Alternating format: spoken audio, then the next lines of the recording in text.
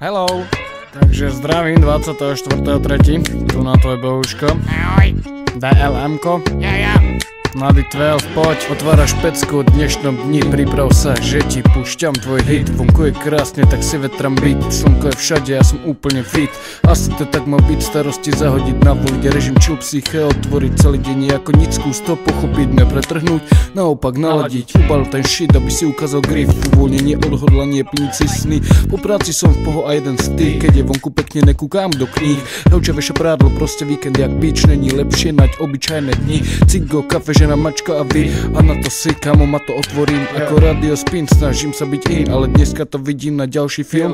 Kúzreho tu je story, ako žiješ ty, mačka sedí na okne, tie sa ide dream, ako Wu-Tang Cream, ja vím, že dneska všetky problémy odložím, nemienim stať, ako mým podpálim komín a stále dobre viem, o čom hovorím, je to sviatok, ako fotbalový vík, Sparta, Slavia, derby, mám apetít, zaslúžená plichta, tie si myslím, fandím, je to jasné ako tento beat, tak zdravím a o tom hovorím, že sa bavíš ty jak Mr. Bean, jak sa bavia ženy čím, čarára bro, čím.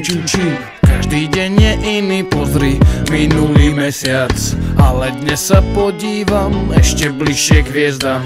Lietam si rád ako vták, aj ako pešiak, ako človek, ako bohuž, ktorého riešia 365, tomu ver, one man show, repový denník. Takže ľudia, toto bol dnešný diel 365-ky. Ja sa s vami lúčim. Zajtra sa vidíme, počujeme a určite vám prinesem ďalší diel. A zase bude možno niečo nové, čo ešte v 365-ke nebolo. Tak sa môžete tešiť a tešte sa a super sa tešte a mega sa tešte, lebo zajtra to bude jeba.